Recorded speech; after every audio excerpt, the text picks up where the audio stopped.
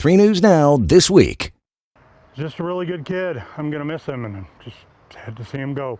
16-year-old Drake Gieger was excited to start his junior year of high school and to play football with his Omaha South teammates again after missing out a season ago. He didn't care if he was playing or on the sidelines. He just wanted to be a part of the team and around all the guys. That was the camaraderie was the most important part of it for him. He missed the first practice of the season Monday because his doctor forgot to sign the physical forms. Tuesday at 4 p.m. was his first practice.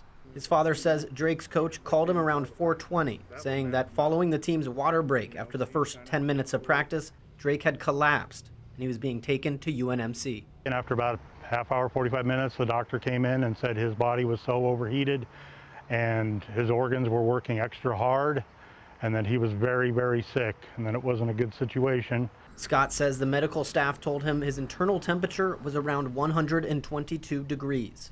And then after probably another hour, they said we could go back, and we went back, and there was 25 people working on him in a little room, and we watched them work on him, do compressions for a good hour and a half, and he just didn't pull through. Drake was set to get his driver's license Wednesday. He will be remembered as a kid that brought positive light to every room that he was in. Always brought laughter to the room, always smiling, well liked. Lovable kiddo. He's going to be missed a lot. And when we would go to visit family, or when family would come to visit, it's always, where's Drake? Where's Drake? Because he would bring the smile. He always lit everybody up. Scott says that his family, which includes Drake's 4 sisters and grandparents, is what has helped him get through the last 24 hours. And we're all sticking together, talking, supporting each other, talking about the memories that we got, because, last night the hardest part was being alone, seeing his room, and that just hurt a lot. Reporting in Omaha, Zach Williamson, 3 News Now.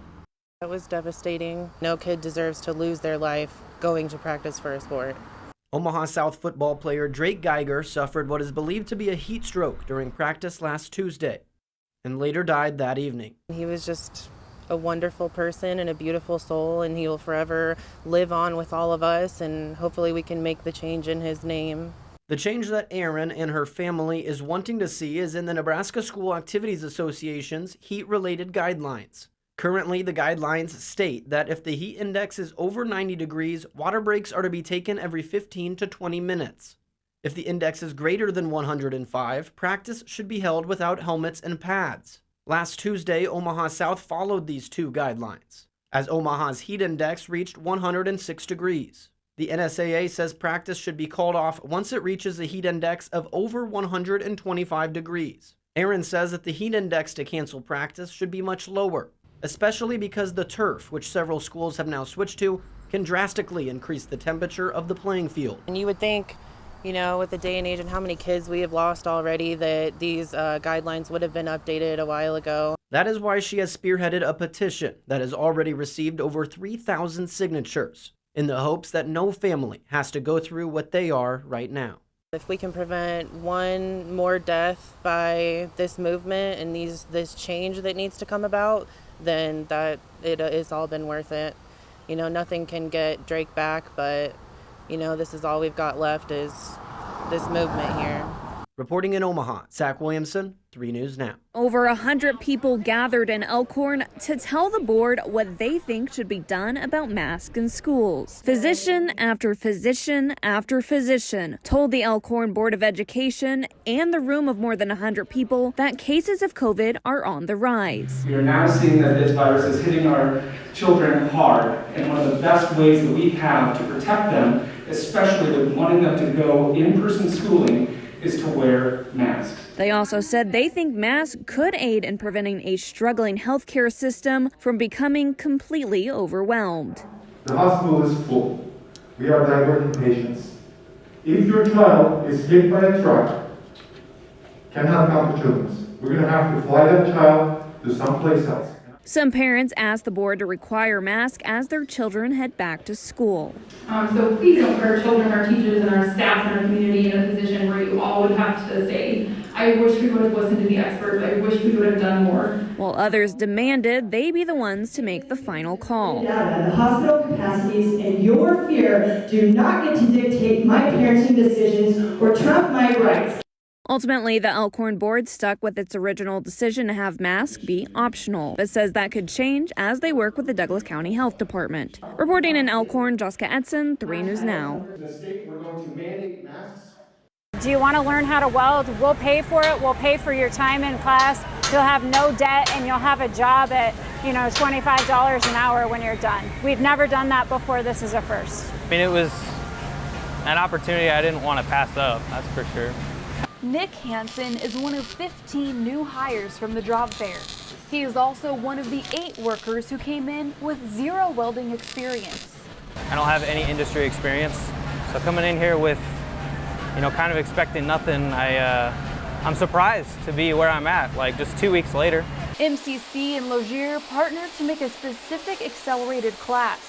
On average, trade-skilled degrees cost around $6,000. And normally, that would come out of your pocket before you can apply for a welding position.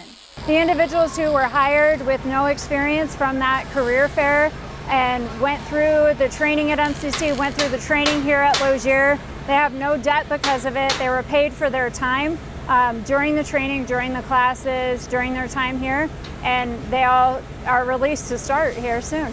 Hansen was working a different factory job before starting at Logier. He said anyone can do it. You just need to be willing to learn. The tools are provided, the training's provided, and they kind of let you know that there's nothing to be intimidated by. So long as you apply yourself, it all works out.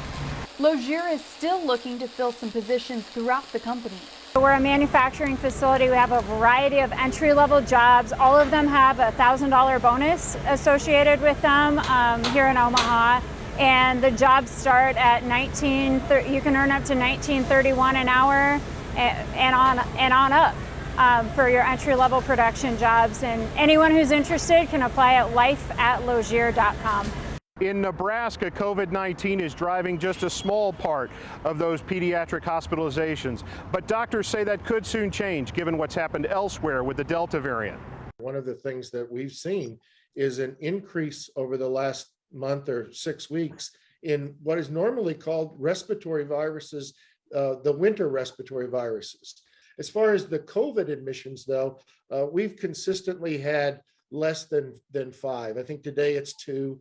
However, we do know that many places in the South states, Arkansas Children's Hospital, in Texas, in Louisiana, in Florida, they are filling up with COVID patients. Several leaders of local hospital systems told 3 News Now investigators on Thursday that they are planning for what to do with kids if the start of school gets more children seriously ill.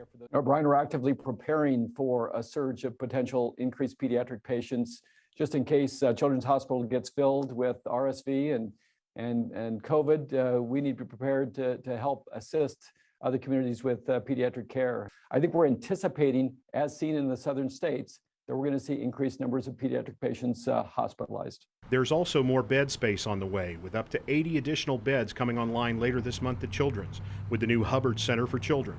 But Dr. Maloney says filling those beds will require additional staffing they don't yet have, and that has become harder as the pandemic stretches deeper into a second year. Children's faced questions this week about available beds after local pediatricians complained, and local 911 scanner traffic confirmed patients being sent elsewhere for hospital beds. Nicole Brune, a local pediatric nurse practitioner, says she had trouble this week getting a baby with breathing troubles a bed. What normally is a very simple phone call to one of our local hospitals to get the baby admitted took me about 2.5 hours, and during that time it was multiple phone calls, multiple going back in to explain to the mother that nobody in Omaha has beds. Obviously, when you have a kid in your office that needs to be admitted, we have to send them somewhere. It's not like we can just send them home, especially when they're needing medical interventions. She says beds already being at or near capacity leaves little room for any other illnesses, including COVID-19. She urged vaccines, masks, and distancing. A spokeswoman for Nebraska Medicine confirmed to 3 News Now that they've seen their 15 regular non-intensive care pediatric hospital beds full as recently as today. Dr. Harris Frankel says the Med Center is dusting off some of its previous pandemic plans to get ready. A Boys Town spokeswoman said, "We have pediatric hospital beds available. This is a busy time, but it's typical for hospitals to vary on occupancy depending on the day, and generally pediatric stays are short term." Still, local hospital system leaders say they need help from parents and the public to keep kids safer as they start another school year.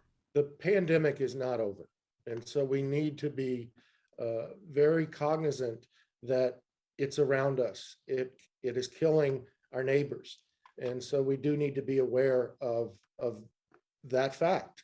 And so we really recommend masks, distancing, good hand hygiene, and so that's good for our community. Aaron Sandiford, 3 News Now. For the first time since 2019, Memorial Stadium was a packed house. And the first time it's not for a Big Red game in 34 years. Extremely excited. Garth is our favorite. So. Yeah, we're very pumped. When the Garth Brooks tickets went on sale on May 21st, over 70,000 tickets were sold in just the first 47 minutes. I told my husband, I was like, okay, they go on sale at this time, you need to be ready like a half hour before, and he was. We did get them right when they came out. Garth has been a favorite of ours for years, and we just kind of fell in love with him when we started dating. Nobody was missing the chance to see Garth at Memorial Stadium. Who else would you get besides Garth Brooks? There's nobody else besides Garth Brooks that you could have to do this whole sellout stadium. It's just a good time. It'll be a lot of fun. This place is going to be on fire tonight.